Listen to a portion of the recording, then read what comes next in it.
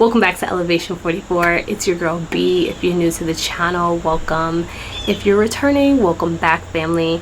Today we are sitting outside. It's kind of gray. My energy is not bad, but I'm feeling a little like I kind of want to just get to the point in this video. So this might be a little bit shorter than you're used to. I'm not going to probably be as chatty, but let's go ahead and dive into this Pisces full moon.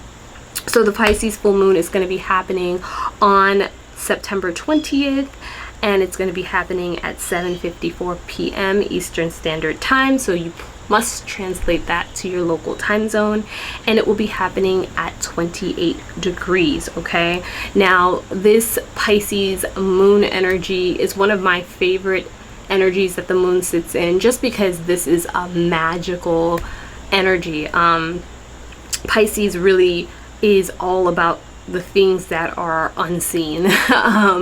It really is all the things that are intangible, right? And that's what makes it so magical, because magic comes from the things that we cannot see. It's what's happening on the other side that we can't perceive with our own physical eyes. And that's why it is such a magical time. This is a great time where you can take this energy and really dive into your spiritual gifts, like your intuition, you know, contacting the other side, talking to the other side, your spirit guides, spirits, diving into dream work, all of that stuff, just developing all of those gifts and abilities. Not the tangible gifts and abilities, the physical gifts and abilities, the other ones, right? The great ones. So this is why I love this energy so much, being a very spiritual person, and knowing that there's so much more going on around us that we cannot perceive or see with our own physical eyes. This excites me to work with this energy. Now, Pisces is really a culmination of all the previous energies in the zodiac, because it is the last zodiac sign, right?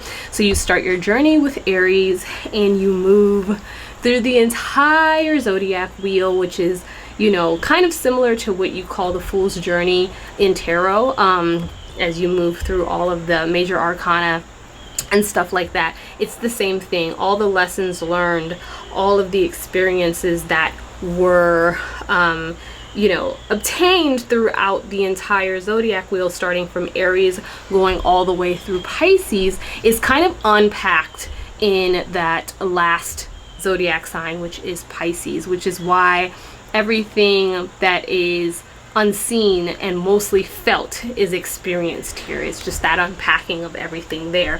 It is also said to be the place that bridges the physical world with the spiritual world, right? It is, Pisces is the last, it's like an ending of sorts that helps us fold from one, you know, experience or from one reality or form into the next. And it's being, you know, kind of like folding the physical form and ending that and going into that spiritual form. So it is really the bridge that connects those two planes of existence, that physical world versus that spiritual world, right? And so that's why a lot of the magic happens in this, you know, Piscean energy and the 12th house, which is the house that Pisces rules, right? It's said to be the house of self-undoing. It's said to be the house that is connected to our dreams, to our unconscious mind, the things that we don't even know that is happening and going on, our psychic gifts, intuition, our abilities, and all of that is the stuff that is contained within that 12th house. So this is why a lot of this stuff is definitely highlighted when that moon is moved into Pisces and is illuminating all of that for us. Okay, so this is a really great time for us to focus on balancing both the practicality of our physical world, which is what Virgo season has taught us, right? This is what Virgo season is diving into and is really immersing us into. And then this is why this Pisces full moon happens during Virgo season, so that we can also balance out the other side, because we can't be so focused and so tied to the physicality and the practicality that we forget or ignore this and completely different side that is happening and very, very necessary for us to tap into as well, which is our dreams, which is our spirituality, which is all of that good stuff and that intuition and those gifts and stuff like that. Because, you know, we can only see so far with our two physical eyes. We have, you know, the eye, our third eye that counts, that needs to be developed, that needs to be enhanced. We also have an entire tribe, our spirit guides, our spirit team, angels, all kinds of beings on the other side that are helping guide us through these times and helping us in certain ways that we can't see if we're just so grounded in the physical, because they don't take on a physical form. Unless they want to, but that's another conversation for another day. Okay, so let's get into the facts of Pisces energy. Its element is water, so this is very emotional energy. The mode is mutable, which means it's very adaptable. It's choosing us, is teaching us how to be flexible and adapt, just like Virgo energy. The planets that rule over Piscean energy is Jupiter, which is the modern ruler, and Neptune, which is the modern ruler, and Jupiter, which is the traditional ruler. The house that Pisces rules over is the 12th house, and we just talked about that a second ago. And the polarity to the energy is a Virgo, and we just talked about that as well. All right, let me take a sip. Woo, I was thirsty, so I had to stop and take a sip. Okay, so the gifts of this Pisces energy is empathy, compassion, psychic ability, like clairvoyance, intuition, all of that good stuff, imagination, creativity, and idealism. Some of the challenges dealing with this energy can be overly or like easily stimulated. So that means being overly emotional, overly sensitive, anxious. You can be delusional under this energy. You can have a sense of escapism, like wanting to like live in a fantasy bubble or in a cloud. So that can take on the form of just like escapism tactics or habits or drugs or food or anything that makes you feel good and escape a reality. Okay, so those are things that you got to watch for with this energy. Now, what is the focus of this energy? This is really a time where we can take the activation of our sensitivity and the deeper awareness that we're feeling, and we are, again, we're tapped into all the things with this energy unseen, right? There's just a sense of knowing, there's just a sense of feeling that can't be explained, right? So this is allowing that source of what's being activated in you, that emotional sensitivity, that you know, compassion, that empathy, and using it as a source of power, okay, in order to move things forward, instead of allowing yourself to be manipulated or controlled or to be deceived under this energy, which are very strong. The other aspects of this energy, right? The illusion, the deception, those types of things are very prevalent with Pisces energy and very easy to be carried down in that direction. But you can also take it and use it as a source of power. I will speak to this and I will say this.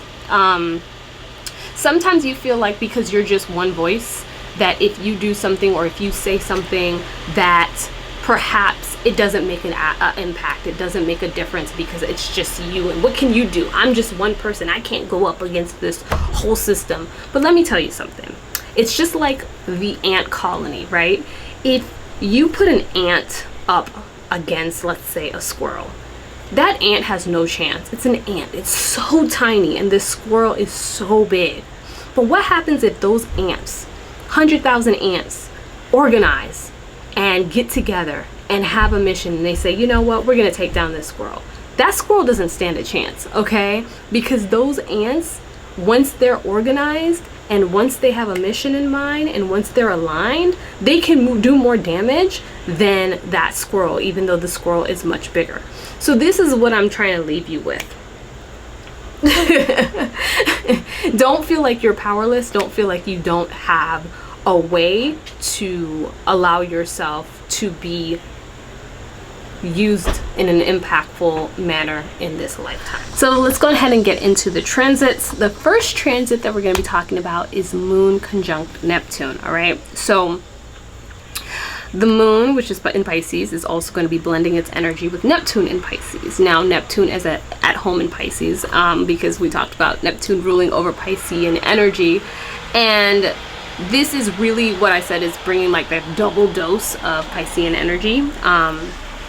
Neptune really connects to our dreams, our inspiration, our sensitivity, our compassion, our intuition. And that moon energy is really about our inner needs, our emotions, our sensitivity. So it's just kind of like really complementary energy, but it also like can put us so far into one direction in terms of our emotions and our sensitivity and all of that stuff. And that's exactly what happens when this conjunction happens between those two, right? So this makes for a time, because our sensitivity is so high and we're so easily overstimulated, it can make for a really like high time of confusion. This is the master of illusion energy that I like to say, where things can be very, very deceptive, where you can be easily manipulated, where others who know that, or even maybe not consciously know that, but can unconsciously feel it, use that to their advantage. So this is really, it's really important that you tap in on another level, again, to those higher gifts, because at this time where you can easily see all things unseen, unsaid, right? You're just feeling things so deeply, it can really move you in a positive direction, or it can move you in a negative direction, right?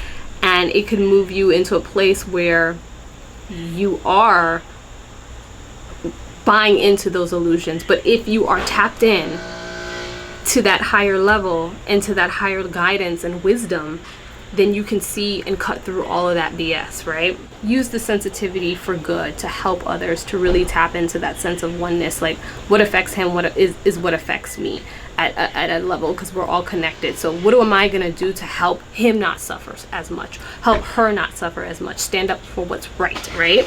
And so this is about doing something impactful with this energy.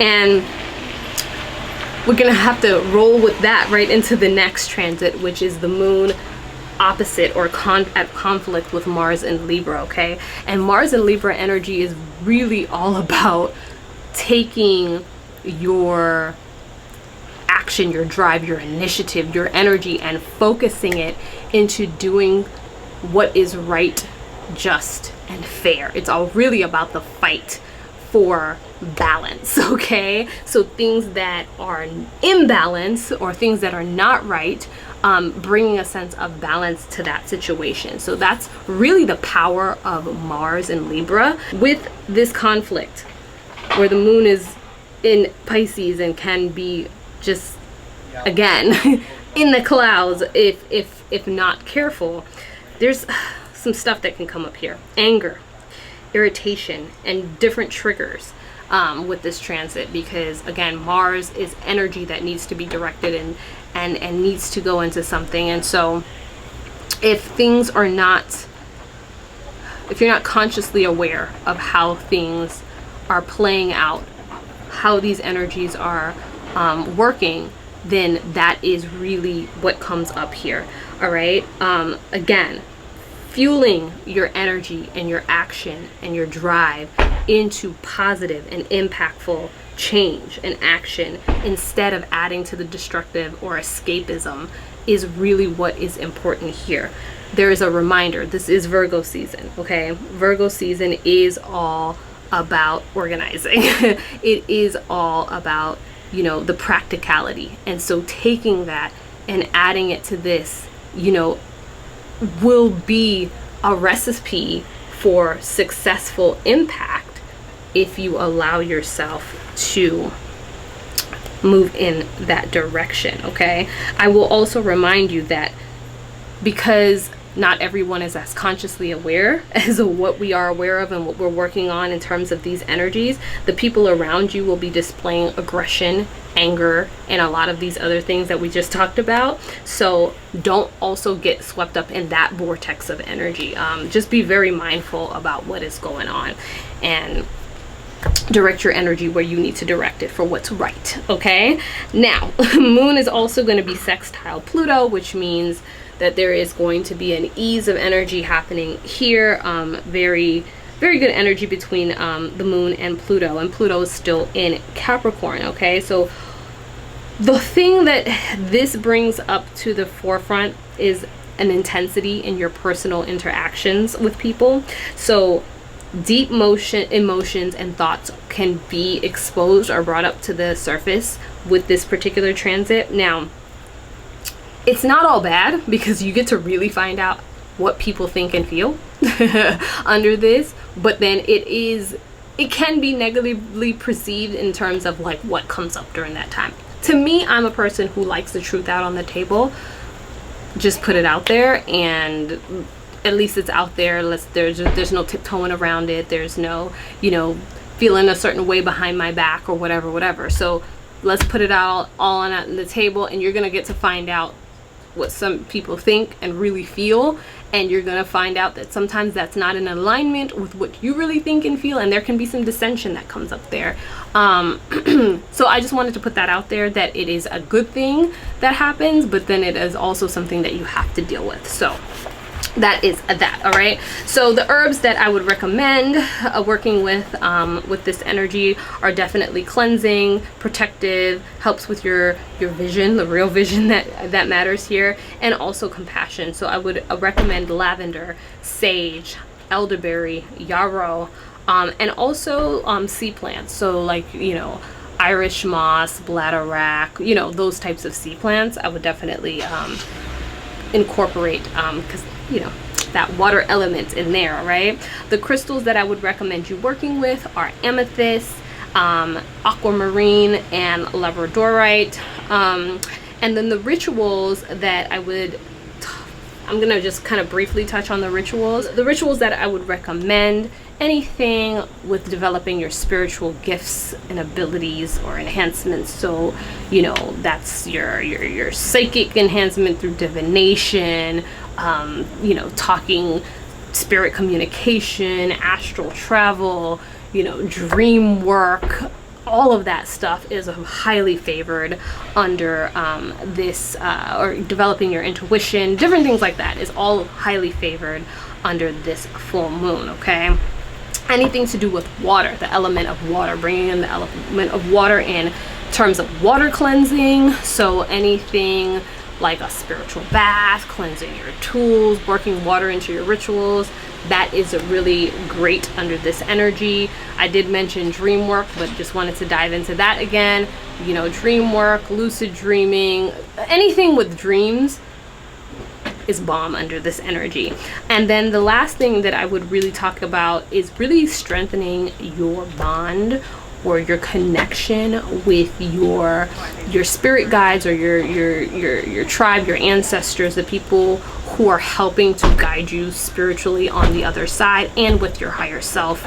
I would definitely get into developing that. I would definitely get into also just showing gratitude and thanking them for helping you through and helping guide you along the way, because they can see much further out into this thing than we can physically, because it's almost like having a bird's eye view. They're having a bird's eye view to the maze that we're walking in, and they can tell us go right, go left, go straight, you know what I mean? Whereas we're in the maze, so we can only see this little tunnel around us. So definitely showing some gratitude, definitely strengthening your bond with them is a great thing that you can do. So that is my video in totality. I'm closing my notebook because I'm done. Pisces gang, where you at? Where my Pisces moons at? Anybody who has Pisces placements, go ahead and drop that below, and what house Pisces rules for you. If you don't have any Pisces placements, Pisces rules my third house. Yeah, I had to think about that for a second. Pisces rules my 3rd house, which is the house of communication and thinking, which kind of explains kind of why I'm on this channel, right? Because everything is more on that that spiritual level in terms of my thinking and how I communicate and everything like that. So it is beautiful to kind of see how that Piscean energy plays out in your own particular chart. I hope you all are able to have a wonderful full moon and you know, capitalize on this energy, take the message that, you know, needed to come through or that you can take out of this video and apply it to your own life. And I will all see you all in the next video. Yeah, what's the next video? Libra season video is next, okay? So stay tuned for that, and if you aren't subscribed, please subscribe. All right, see you guys soon. Peace.